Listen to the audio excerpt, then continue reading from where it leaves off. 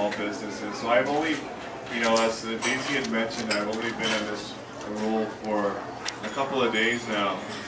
But one of the first, this is actually one of my first events, but it signifies the importance that Chinese business community, or this community, plays in our province moving forward and going forward. So thank you, Daisy, for the invitation. This is something that I didn't even hesitate at when she asked me that we were going to be meeting with leaders in the Chinese community, China's business community, because the community has contributed so much to Ontario, so much to Canada.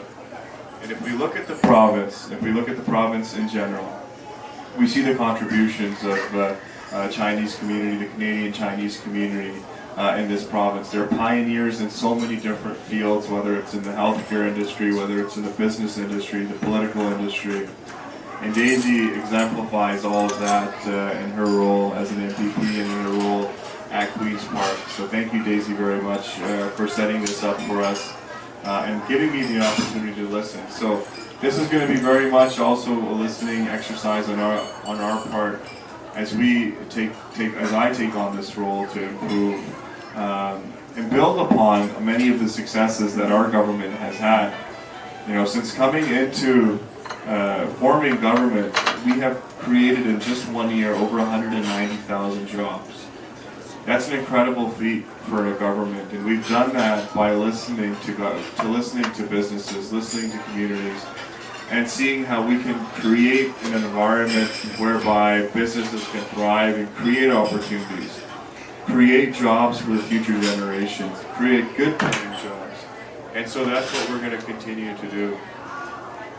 As mentioned, I'm Ontario's Small Business and Red Tape Reduction Minister, and I'm honored to have this portfolio, and I'll be working alongside Minister Fedeli to get Ontario back on track.